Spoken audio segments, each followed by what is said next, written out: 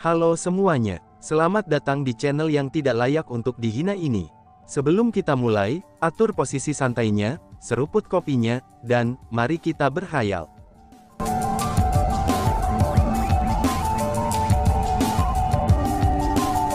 Melanjutkan cerita sebelumnya, Yue Ling, apa yang dikatakan teman kecil Chu Feng sangat masuk akal. Karena kamu sudah setuju sebelumnya, kamu harus minta maaf sekarang. Karena itu masih permintaan maaf, apa salahnya mengatakannya dengan suara lebih keras? Tiba-tiba saja, orang lain langsung berbicara. Ketika pria ini berbicara, jangankan Chu Feng, bahkan banyak pengamat juga sangat terkejut. Orang yang berbicara ini bukan Chu Feng, juga bukan tetua Huang Guang, dan juga bukan karakter agung dari kekuatan lain. Namun sebaliknya, dia adalah seorang tetua dari Istana Hukum Surgawi. Seperti tetua Yue Ling, dia memiliki kultivasi martial emperor peringkat 6. Selain itu, statusnya juga setara dengan tetua Yue Ling. Nama orang ini adalah Zhao Yu. Dibandingkan dengan tetua Yue Ling, reputasi tetua Zhao Yu sangat dihormati. Dia adalah seseorang yang diketahui telah melakukan banyak perbuatan baik. Setelah tetua Zhao Yu berbicara, situasinya menjadi sangat aneh bagi tetua Yue Ling. Setelah ragu-ragu selama beberapa waktu, dia berbicara dengan keras. Teman kecil Wang Qiang, orang tua ini memang salah sebelumnya. Aku harap kamu tidak tersinggung, ucap tetua Yue Ling. Meskipun dia mengucapkan kata-kata itu dengan sangat enggan, dia tetap meminta maaf. Hahaha, aku seorang yang agung dan memiliki moral. Aku tidak akan tersinggung oleh orang yang berperawakan rendah, kata Wang Qiang sambil tertawa. Pada saat ini, bukan hanya tetua Yue Ling sangat marah, yang lain dari Istana Hukum Surgawi juga dipenuhi dengan kemarahan. Seorang anggota generasi muda sebenarnya berani mempersulit hal ini pada tetua manajemen mereka. Ini benar-benar terlalu berlebihan. Adapun tetua Zhao Yu, tidak hanya dia memiliki ekspresi acuh tak acuh terhadap semua itu, dia juga berjalan ke arah Chu Feng dengan senyum di wajahnya. Seperti kata pepatah, melihat sekali lebih baik daripada mendengar 100 kali. Mereka semua mengatakan bahwa bakat teman kecil Chu Feng luar biasa. Setelah melihatnya sendiri hari ini, reputasi kamu benar-benar layak, ucap tetua Zhao Yu. Tetua Zhao Yu, kamu terlalu sopan, balas Chu Feng sambil menggenggam tinjunya, dan tersenyum pada tetua Zhao Yu. Namun demikian, hanya itu yang dia lakukan. Kemudian, dia menoleh ke arah Wang Qiang dan berkata, "Ayo pergi, masih ada perjalanan panjang di depan," ucap Chu Feng. Meskipun tetua Zhao Yu adalah seseorang yang memiliki reputasi besar dan tampaknya sangat baik hati, tapi dia tidak berbicara untuk menghentikan tetua Yue Ling ketika dia menghina Chu Feng. Selanjutnya, ketika mereka berjanji untuk saling meminta maaf, dia juga tidak mengatakan apa-apa. Tapi sebaliknya, hanya setelah Chu Feng menerobos formasi spiritual dan mendapatkan kehendak orang-orang yang hadir, bahwa ia berdiri untuk berbicara atas nama Chu Feng. Dari perilaku semacam itu, Chu Feng merasa bahwa tetua Zhao Yu hanyalah orang baik yang palsu. Pada akhirnya, dia masih kaki tangan tetua Yue Ling. Jika dibandingkan dengan tetua Yue Ling, Chu Feng merasa bahwa seseorang seperti tetua Zhao Yu jauh lebih berbahaya. Sementara dia tidak takut pada mereka yang menunjukkan taring mereka kepadanya, tapi dia berjaga-jaga terhadap mereka yang menyembunyikan belati deng senyum mereka. Hahaha, benar saja, menghadapi penampilan acuh tak acuh Chu Feng, tetua Zhao Yu tertawa kecil. Namun demikian, jejak kemarahan yang kejam melintas melalui tawanya yang tampaknya acuh tak acuh. Setelah itu, Chu Feng dan yang lainnya terus melanjutkan. Banyak tanaman dan tumbuhan langka muncul di jalur mereka, dan semua tumbuhan langka itu mengandung harta. Beberapa harta yang bisa sangat bermanfaat bagi kultivasi seseorang jika mereka disempurnakan. Beberapa adalah logam khusus yang dapat digunakan untuk memperbaiki persenjataan. Singkatnya, semua jenis harta hadir di tempat ini.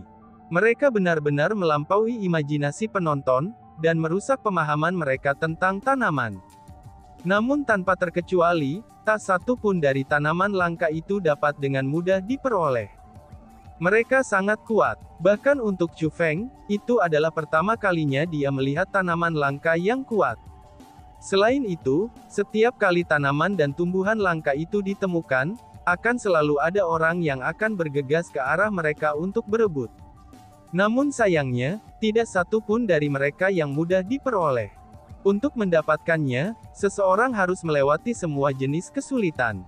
Dengan demikian, ini menyebabkan orang-orang seperti Chu Feng dan para ahli tidak mau pergi, dan berjuang untuk apapun yang tidak terlalu berharga. Namun sebaliknya, mereka terus melanjutkan perjalanan. Alasan untuk itu adalah, karena mereka semua mengerti satu hal, yaitu sesuatu yang lebih berharga, dan itu semakin jauh di labirin. Ketika mereka terus melanjutkan perjalanan, 10 jalan yang berbeda telah muncul. Menurut peta, semua orang harus mengambil jalur ketiga. Selanjutnya, jalan itu adalah jalan yang benar yang akan mengarah ke pohon persik keabadian. Hanya saja di tempat ini, Chu Feng memutuskan untuk melawan kerumunan. Dia telah memutuskan untuk mengambil jalan ketujuh. Teman kecil Chu Feng, mengapa kamu mengambil jalan itu? Jalan itu tampaknya sangat berbahaya. Aku menyarankan agar kamu tidak mengambil jalan itu. Pada saat ini, Tetua Istana Dunia Bawah Huang Guan berkata dengan sangat bingung. Dia telah mengucapkan kata-kata itu untuk kebaikan Chu Feng. Apa yang dia katakan adalah kebenaran. Di antara semua jalan, jalan ketujuh itu mengeluarkan sensasi paling berbahaya. Bahkan tanpa indikasi peta, kerumunan masih tidak akan memilih jalur ketujuh. Namun demikian, kerumunan tidak tahu bahwa jalan ketujuh sebenarnya merupakan jalan pintas menuju ke pohon persik keabadian. Dan yang paling penting adalah, jalan ketujuh akan mengarah pada harta yang ditinggalkan oleh Kaisar Binatang. Dengan demikian, Chu Feng harus mengambil jalan ketujuh. Senior, terima kasih atas peringatanmu. Namun demikian, aku merasa bahwa jalan ini adalah yang paling menantang. Karena itulah, aku ingin mencoba melewatinya. Adapun kalian semua, akan lebih baik bagimu untuk mengambil jalan ketiga. Jika dibandingkan dengan yang ini, jalan ketiga memang jauh lebih aman, kata Chu Feng sambil tersenyum.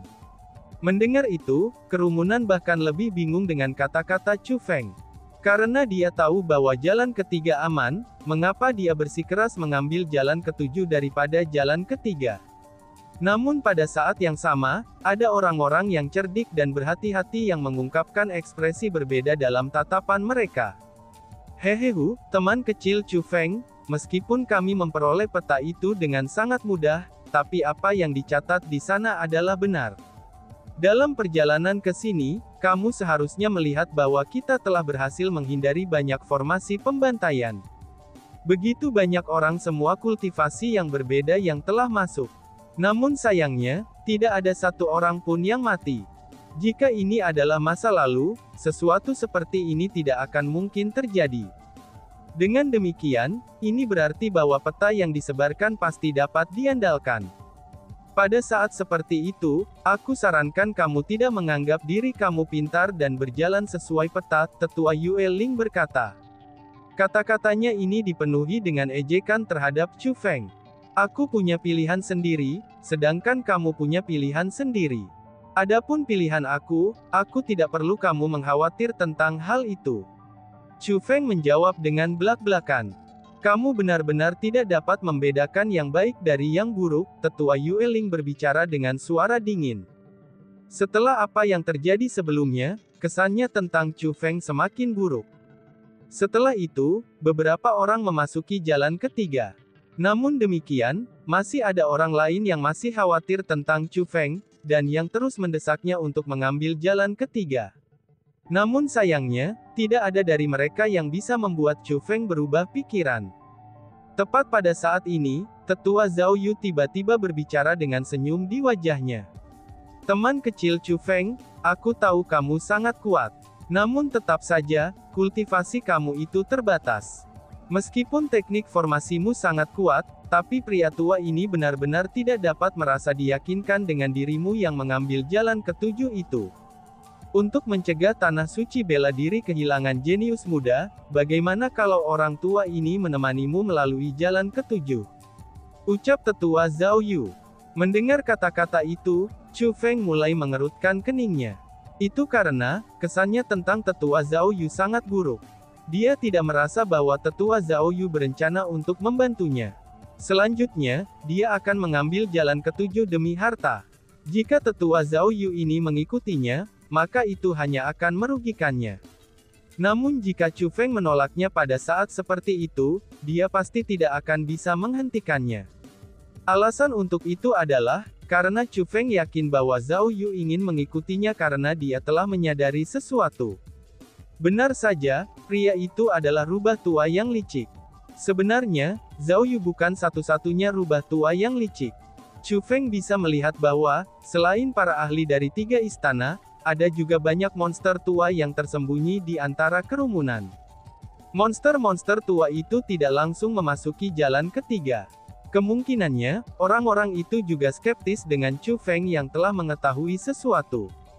Mereka merasa bahwa keputusan Chu Feng untuk mengambil jalan ketujuh, itu akan menghasilkan lebih banyak harta. Saat ini, mereka semua mengamati dari pinggir lapangan. Jadi, jika Chu Feng menolak tetua Zhao Yu di tempat, dia akan memverifikasi dugaan mereka. Pada saat itu, bukan saja dia tidak akan bisa menolak tetua Zhao Yu, bahkan rubah tua yang licik itu juga ingin mengikutinya. Pada saat itu, situasinya akan menjadi lebih buruk. Karena tetua Zhao Yu bersedia menemani Chu Feng ini, secara alami ini akan menjadi sangat baik, ucap Chu Feng. Dengan demikian, Chu Feng tidak menolaknya. Dan sebaliknya, dia langsung menyetujuinya. Melihat bagaimana Chu Feng menyetujuinya secara langsung, ekspresi tetua Zhao Yu berubah. Dia merasa seolah-olah dia telah salah menebak. Pada saat ini, para monster tua itu juga mulai memasuki jalan ketiga. Mereka juga merasa bahwa mereka sudah salah menebak. Karena itulah, tidak ada alasan bagi mereka untuk berlama-lama di sini. Lebih baik mereka mempercepat perjalanan mereka di jalan ketiga. Meskipun tetua Zhao Yu menyesali keputusannya, tapi dia tidak bisa kembali pada kata-katanya. Saat keadaan ini berdiri, dia hanya bisa menguatkan dirinya dan menemani Chu Feng di jalan ketujuh. Tetua Zhao Yu, semoga beruntung, ucap Wang Qiang. Dengan senyum di wajahnya, Wang Qiang menggenggam tinjunya pada tetua Zhao Yu. Selain itu, banyak orang yang bingung dengan kata-kata Wang Qiang. Dengan demikian, Chu Feng sudah memiliki tingkat penghormatan baru untuk Wang Qiang. Pada saat semua orang tidak dapat mendesak Chu Feng untuk tidak memilih jalan ketujuh, tetapi Wang Qiang, dia yang telah berdiri di samping Chu Feng sepanjang waktu, adalah satu-satunya orang yang tidak berusaha mendesak Chu Feng dan menentangnya. Selanjutnya pada saat ini, dia mengatakan kata-kata semacam itu kepada tetua Zhao Yu. Terlebih lagi, dia mengatakannya dengan senyum nakal di wajahnya. Hal itu membuatnya tampak lebih dalam. Itu Wang Qiang, sepertinya dia tahu. Setelah itu, semua orang memasuki jalur ketiga. Adapun Chu Feng, dia memasuki jalan ketujuh dengan tetua Zhao Yu. Setelah memasuki jalan ketujuh, tetua Zhao Yu tampak sangat berhati-hati. Dia tampak takut menghadapi bahaya di jalan ketujuh. Lagi pula, reputasi Moonlight Maze sebagai area terlarang paling berbahaya kedua di Tanah Suci Martialism, itu bukannya tanpa alasan. Memang benar, tempat itu sangatlah berbahaya. Namun ketika dia menemukan bahwa, bahkan aura berbahaya dari jalan ketujuh semakin kuat dan luar biasa. Meskipun dia belum menemukan bahaya yang nyata, tapi dia sepertinya telah menyadari sesuatu. Jalan ketujuh ini sebenarnya tidak berbahaya. Tapi itu hanya perasaan saja. Bas-bas. Tiba-tiba saja, niat membunuh yang tak terbatas melonjak ke arah Chu Feng dan benar-benar menelannya. Segera, Chu Feng pun langaung berbalik. Ternyata itu berasal dari tetua Zhao Yu. Niat membunuh yang sangat besar itu dikeluarkan oleh tetua Zhao Yu. Tidak hanya dia telah mengeluarkan niat membunuh, tapi dia juga memancarkan kekuatan yang menindas. Karena itulah, dia telah menyegel pelarian Chu Feng.